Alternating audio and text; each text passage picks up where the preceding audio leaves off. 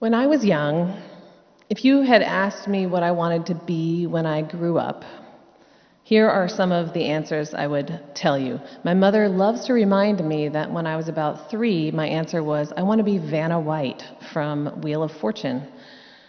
You guys know who Vanna White is, right? I'm like looking for smiles of recognition. Fabulous job. I mean, in some ways, ministry, I walk back and forth across the stage like she walks back and forth across the Wheel of Fortune board. But I didn't really know what it was that she did. My mother was horrified, and I rapidly changed my mind to say that I wanted to be an architect. What I knew about being an architect was it had something to do with graph paper, and I really liked graph paper. And that you had like a sharp pencil and like a serious way of being, and that sounded really appealing to me. So Vanna White, and then an architect. In high school, I mostly wanted to be Eponine from Les Miserables. I did a lot of musical theater. I was not that good, but she felt dramatic and so connected to my angsty teenage heart. I wanted that to be my life. I also, at one point, saw some sort of science documentary. I feel like I've even preached about this before because it was it imprinted so intensely on me. This woman's job was to help rehabilitate otter babies who had lost parents to oil spills and stuff like that. So her job was basically to put on a wetsuit and roll around in a pool with baby otters and teach them how to be otters and basically be their otter mom. Still, if anyone knows how to get me that job, I will leave this congregation immediately. That is the only job that I think that would be more appealing to me than being your minister. But boy, did I want to be that professional otter mom. That sounded awesome. I considered heavily going to school to be a music teacher for a while. And there was a time, even in my youth, when I said that I wanted to be a minister before realizing what being a minister would mean and being like, that sounds terrible, and deciding against it for 15 years or so. I felt passionate about some of these potential future vocations. I think mostly a lot of adults ask kids, what do you want to be when you grow up? And you have to have an answer. And so I just had an answer. I'm curious what some of your discarded childhood dreams were. So take a moment to type into the chat some job that you really wanted when you were a kid that you have since discarded. I'm just kind of curious. Ballerina, yes. Missionary. Parade balloon engineer, that sounds great. Weather person, similar to Vanna White. Archaeologist, flute player or waitress, fashion designer. Farmer, author and illustrator, chef, nun, potato farmer, brain surgeon, flight attendant, nun, another nun. First female Major League Baseball player, yeah. Astronaut, paleontologist, art teacher, zoologist. A janitor, because I always had a thing for keys. Yes, keys. Detective, veterinarian. Yeah, a lot of these childhood dreams had child-friendly movies attached to them, right? Like the Indiana Jones happened, and then everyone wanted to be an archaeologist. Backup dancer. I still kind of want to be a backup dancer. I might leave the congregation if I was ever good enough to be a backup dancer for somebody. A rabbit breeder.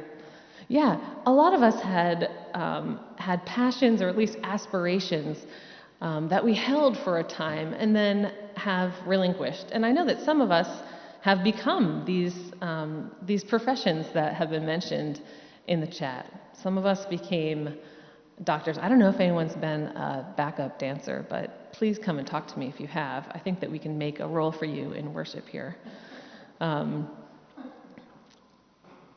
Passion is something that gets spoken of a lot in our culture as almost like the only important thing for a fulfilling life. A lot of celebrities talk about how passion is the thing that really makes life worth living. John Bon Jovi says, nothing is as important as passion. No matter what you do with your life, be passionate. And if you watch any reality TV show competition at all, every single competitor who's interviewed at some point will mention how the thing they are competing for is their passion, whether it's The Voice or American Ninja Warrior or an American baking show, not the Great British Baking Show. They don't have the same narrative over there. People talk about passion as if it's the only important thing to living a fulfilling life in our culture. But passion basically just means a strong emotion, right? Some of us were passionate about being ballerinas or rabbit breeders or Vanna White when we were growing up. And our emotions changed because that's part of how life moves, is we feel strongly about some things and then they shift and then we feel strongly about different things. So I don't actually think that passion is what leads us to the most meaningful experiences in our lives. I think instead of following our passion, it makes more sense to follow our purpose. Although there's some pitfalls with purpose as well. If passion is fuel and joy that helps fuel your life's work and your life's joy, purpose can help ground it. It can help you feel a longer-term commitment to something than just what the flame of emotion might give to you. And purpose often has more to do with how we serve others than just how we feel joyful ourselves. It connects us to those around us. But sometimes if we're focusing so much on purpose and we lose our passion, we can feel burnout, or we can feel a sort of slogging, heavy sense of duty that maybe continues us on with whatever it is that we believe to be our purpose, but doesn't actually bring us joy anymore. Passion or purpose. One of the concepts that Lauren, our worship associate today, and I were talking about as we were preparing for this service is a concept from Japanese culture. Come on, my page numbers are out of order today, so I'm just going to find it. Here we go. A concept called Ikigai. Have any of you heard about this concept, Ikigai? Lauren mentioned it by name to me, and you might recognize the concept when I start talking about it. I recognize the concept, but didn't recognize the name. Ikigai. So this concept is said to have evolved from basic health and wellness principles in traditional Japanese medicine.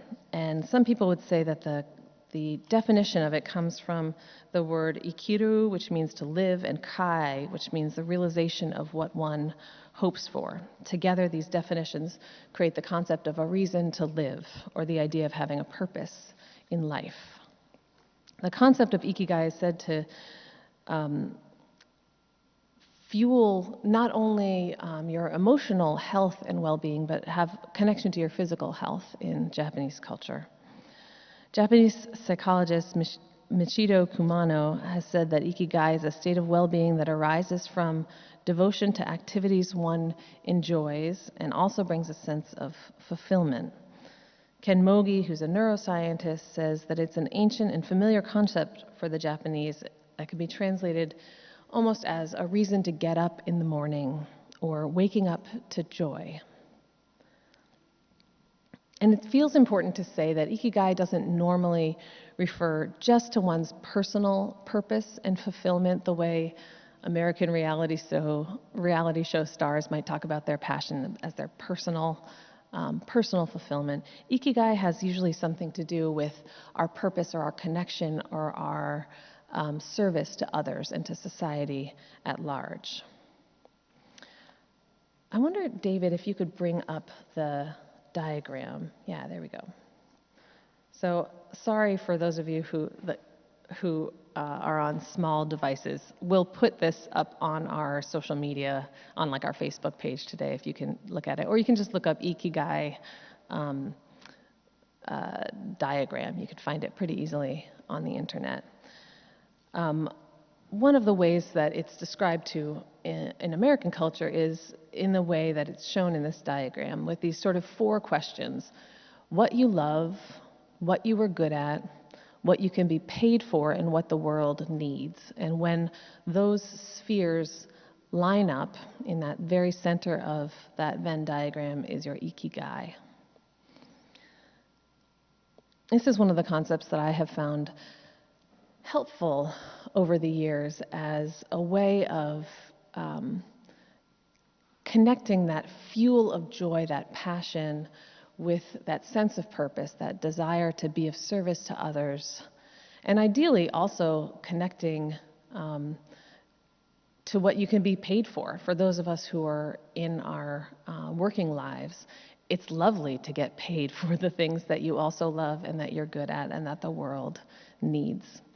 But I think that's the one flaw with this diagram, is that I think that it's made probably more for an American audience, because Ikigai doesn't necessarily have much to do with your professional life in Japan, as far as I understand it. Maybe a third of Japanese people who are surveyed about this, according to one of the studies that I read, said that Ikigai has something to do with their career. But if you lose your job, or if you retire, or if you aren't at a working place in your life, it's not that this is something that's not meaningful for folks. So the what you get paid for, take that with a grain of salt. But I think that it unites these ideas in a similar way as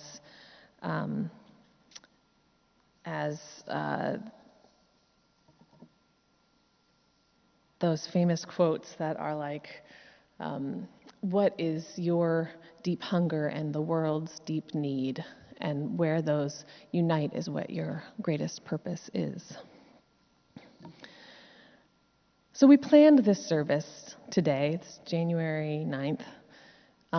Because January is often a time when people set intentions for the year, or sort of look at the coming year with a fresh start right after the new year.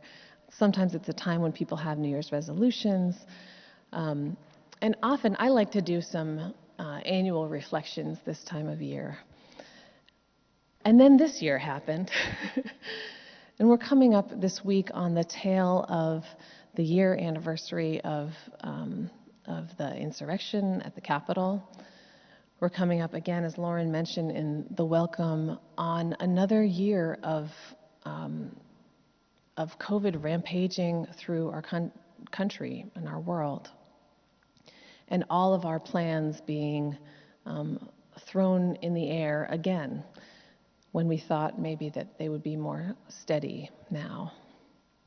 And I know that people often say, if you want to make God laugh, then tell her your plans. I'm not sure if that's the God that I believe in, but I know that life is impermanence, and plans do not always go the way that you expect they would.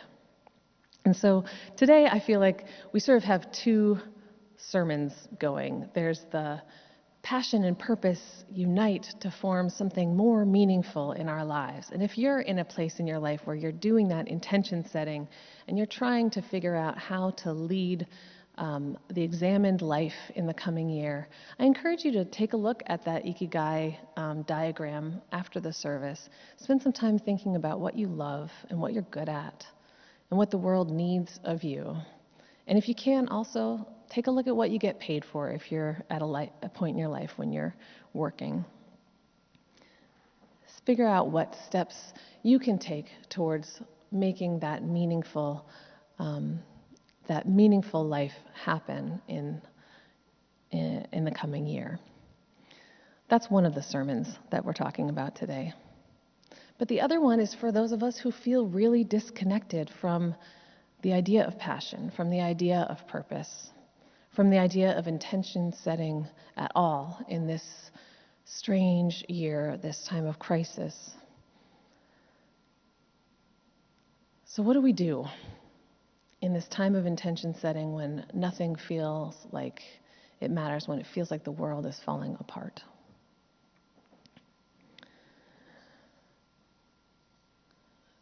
The religious leader who launched the Protestant Reformation, Martin Luther, supposedly said something like, "If I knew the world was going to end tomorrow, I would still plant my apple tree." And he was a complex figure in a lot of ways. But I try to hold on to that idea for myself. I know some of you do as well. Even when it feels like the world is falling apart, it still makes sense to plant our apple tree, because maybe the world won't fall apart. And as I preached a few weeks ago, the best time to plant a tree was 20 years ago, but the second best time is now, no matter what is going to happen tomorrow. So for those of us who are feeling disconnected from passion and from purpose this morning, I invite you to think that even if the world was going to end tomorrow, maybe it's still worth planting your apple tree today, even if it feels disconnected from the ability to make plans or set intentions. And for those of you who are struggling with the trauma of the anniversary of the Capitol insurrection, for those of you whose plans have been monumentally derailed by the Omicron variant, how many of you have had some sort of plans in your life derailed by COVID in the past couple of weeks? Is there anyone who has not had plans derailed by COVID? Yeah, just everything, 100%. I know that plans being derailed is not the worst part of this pandemic, and I don't want to take the loss of life lightly. And I'm not taking the loss of life lightly. That is obviously the most monumentally horrible part of this pandemic. But it's also just profoundly disorienting for many of us who seek to figure out what we're going to do one step after another, one day after another, and who all of a sudden just can't make plans, can't figure out how to have structure in our lives. One of the other things that I think many of us are struggling with, another sort of secondary or tertiary impact of the pandemic, is that those of us who have strong passions in our lives are often finding that those passions are veiled by our inability to be together in person with one another. I've heard many of you who are teachers talk about how hard teaching is when you can't be with the kids that you teach. I know many of us who are medical professionals have talked about how hard it is to do telemedicine work, or to put ourselves at enormous risk in order to go in and take care of our patients. It's certainly true for ministers who are doing more of our ministry through a screen and into a camera than we ever thought we would be doing it. It's true for musicians who are not singing together or playing together in person, but are cobbling things together in a technological way after the fact. The passion that we feel when we are able to be together in a real, embodied human way is dulled right now. And many of us, I think, are struggling with these questions of intention setting when everything just feels a bit more gray than it usually is, a bit darker than it usually is.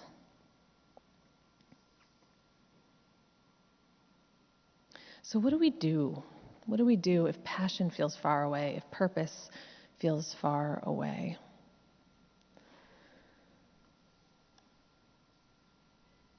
I want to return to our words of prayer this morning. Nothing worth doing is completed in our lifetime, and therefore we are saved by hope. Even if we were to make the best laid plans, even if those plans were able to be fulfilled as robustly as possible, nothing worth doing can be completed in our lifetimes. And so, my friends, if you are struggling with feeling like nothing is being completed, nothing is coming to fulfillment for you, I would remind you that nothing ever will be. And this is why we hope. This is why we are saved by hope. And I want to return to the reading that Lauren shared with us from Mary Oliver. You do not have to be good. You do not have to walk on your knees for 100 miles through the desert repenting. You only have to let the soft animal of your body love what it loves. And so if you are working really hard to get into a headspace where you're feeling motivated and where you're forward moving, I invite you to step back, to relax for a moment, and just allow the soft animal of your body to love what it loves for a little bit. Sometimes that's enough.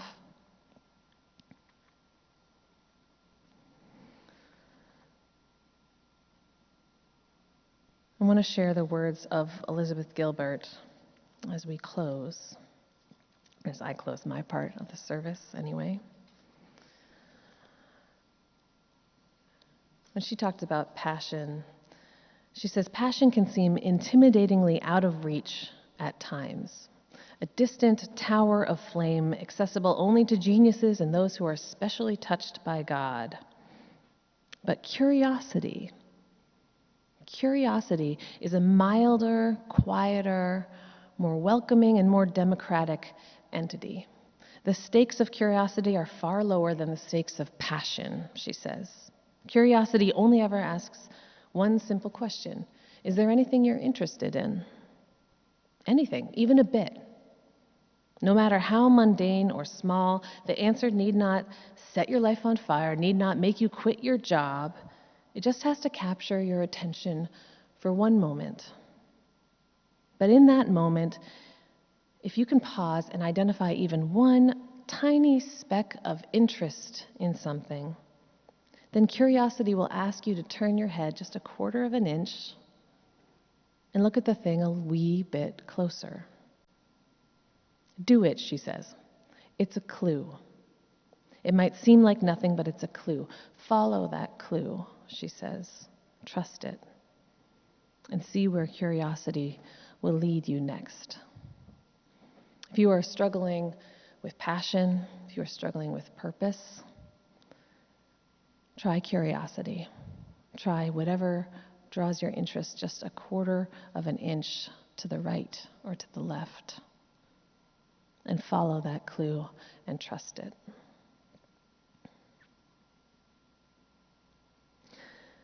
My friends, if the world is falling apart, we can still plant our apple trees. Because you know what? There's nothing that is worth doing in this life that will be completed in our lifetimes. My friends, may you be saved by hope. May you be saved by curiosity. May the soft animal of your body love what it loves. And may we find through the dark veil that mutes our passion right now, on the other side of it, that we will have discovered a purpose that has been carrying us through this whole time. May it be so, and amen. Hi, I'm Reverend Hannah Capaldi. And I'm Reverend Abbey Tennis. We are the ministers at the First Unitarian Church of Philadelphia, where our mission is to awaken love and justice in our lives and in the world. We're so grateful that you watched, and we hope that the sermon connected with your soul. We also want to invite you to join us for a live worship service every Sunday at 11 a.m. Eastern Time. You can always find the link to that service on our website at www.philauu.org. In these services, you'll hear words like you've just heard, and you also get a chance to greet one another, pray together, sing together, and we even hold a virtual coffee hour after services to get a chance to greet some new and old friends. If you want to support the mission of this community and you feel moved to give, you can do so by going to the website that Reverend Abbey just mentioned. You can find that link below, or you can text 215-709-5095 and follow the prompts to give. If someone in your life needs to hear these words today, we encourage you to share this video. And again, thank you so much for watching. We hope to see you soon.